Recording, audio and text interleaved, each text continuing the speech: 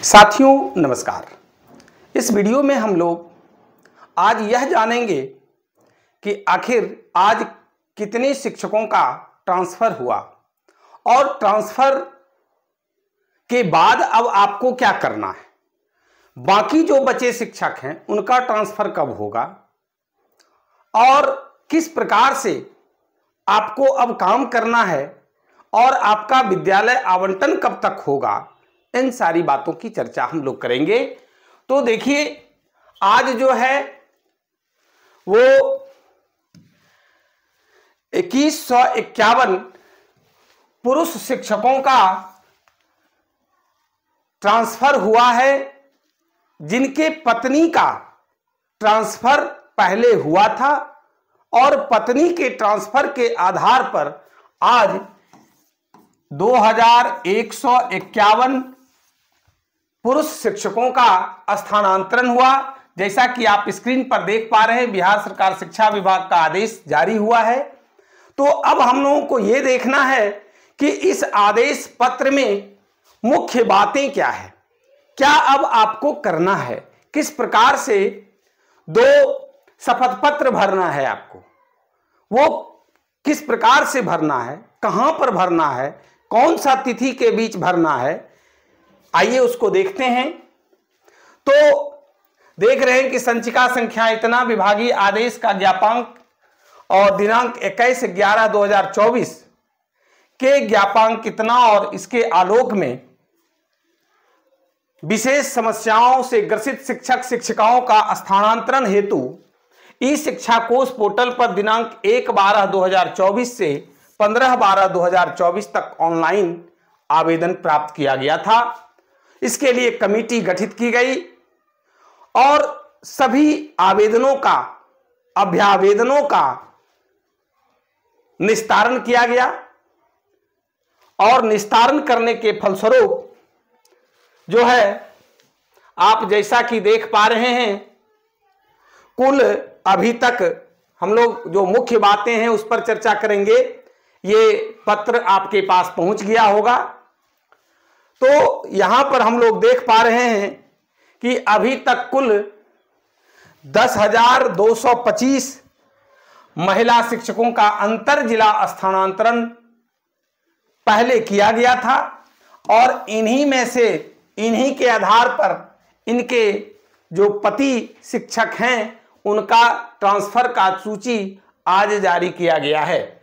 और इससे पहले भी जो गंभीर बीमारी से ग्रसित शिक्षक शिक्षिका का ट्रांसफर किया गया। अब है कि इसमें जो मुख्य बात है जरा सा उस पर हम लोग चर्चा करेंगे। तो फिलहाल अभी एक बात आई है, वो है पटना जिले के को लेकर के कि पटना जिला में पूर्व से ही अधिक शिक्षकों का पदस्थापन होने के कारण इस कोटि के अंतर जिला स्थानांतरण हेतु प्राप्त 239 आवेदन पत्रों पर, जिसमें पटना जिला में पदस्थापन हेतु विकल्प दिया गया था, इसको बाद में विचार करने का निर्णय लिया गया। ये एक मुख्य पॉइंट है। इसमें हमारे 239 साथी हैं जिनका कि ट्रांसफर फिलहाल अभी रोक दिया गया है। 2151 आवेदन पत्र जो पत्नी के पदस्थापन के आधार पर पटना जिला को छोड़कर अन्य जिलों में स्थानांतरण हेतु विकल्प दिए गए हैं, पर समिति द्वारा इनका ऐच्छिक जिला आवंटन सॉफ्टवेयर के माध्यम से करने पर विचार किया गया, जिनका सूची इसमें संलग्न है।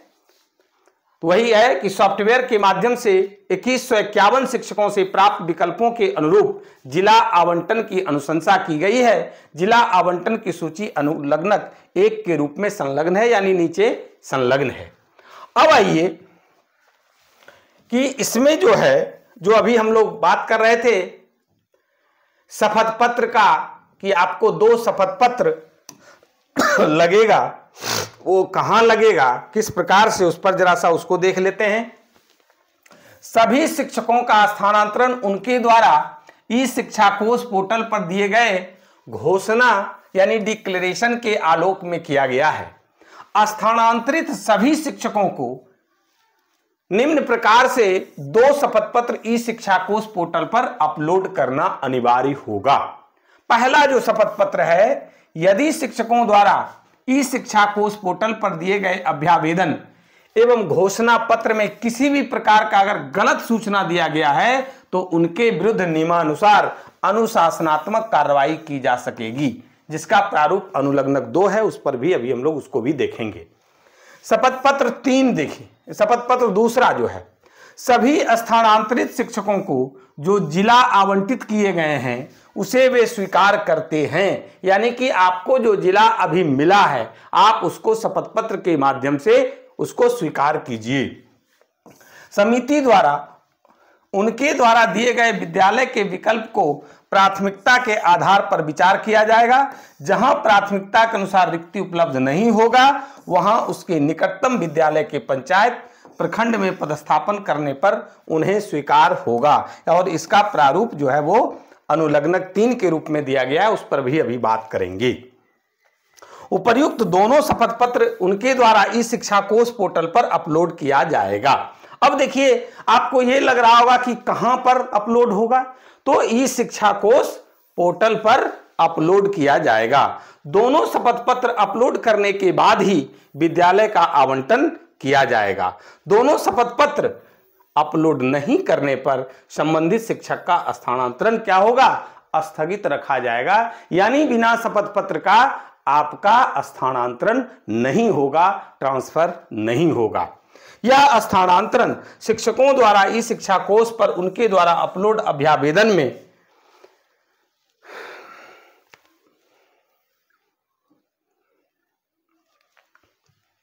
अंकित तथ्यों के आलोक में क्या है, तो अंकित तथ्यों के आलोक में किया जा रहा है। भविष्य में यदि उनके द्वारा अपलोड किए गए तथ्यों में गड़बड़ी की शिकायत प्राप्त होती है तो विभाग उनके विरुद्ध नियमानुकूल अनुशासनिक कार्रवाई करेगा। यानी आप जो सूचना दिए हैं अगर वो गलत है, अभ्यावेदन का जो आधार बना है वो अगर गलत है तो फिर आपके ऊपर कार्रवाई की जा सकेगी।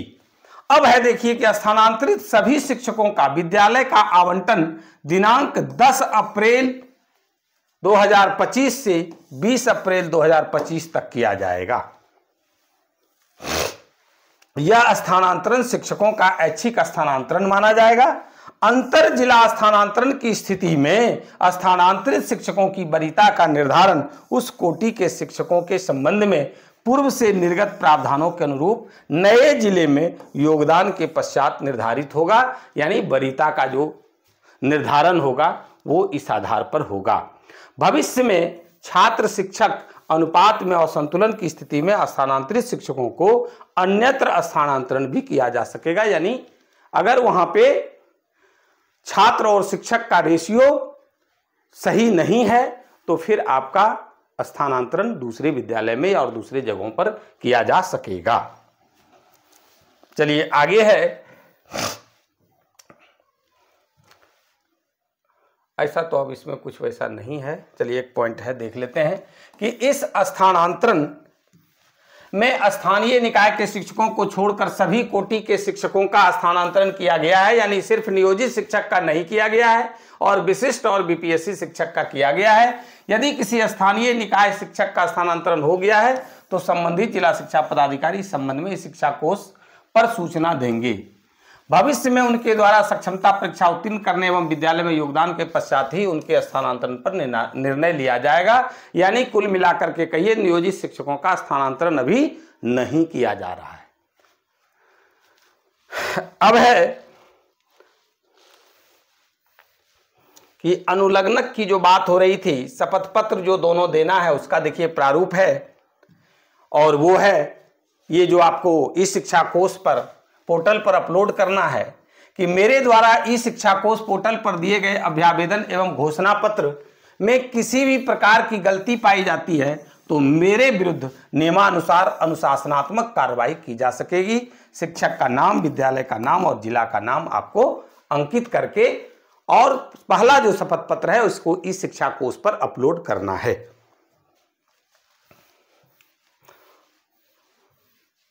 अब देखिए दूसरा शपथ पत्र जो है वो यह है कि स्थानांतरण के फलस्वरूप मुझे जो जिला आवंटित किया गया है वह मुझे स्वीकार होगा। मेरे द्वारा स्थानांतरण हेतु दिए गए विकल्पों पर विभाग द्वारा प्राथमिकता के आधार पर विचार किया जाएगा। जहां प्राथमिकता के अनुसार रिक्ति उपलब्ध नहीं होगी वहां उसके निकटतम विद्यालय के पंचायत प्रखंड में पदस्थापन करने के लिए विभाग स्वतंत्र होगा, जो मुझे स्वीकार होगा। फिर शिक्षक का नाम, विद्यालय का नाम और जिला का नाम अंकित होगा। ये दोनों शपथ पत्र आपको ई शिक्षा कोश पोर्टल पर अपलोड करना है।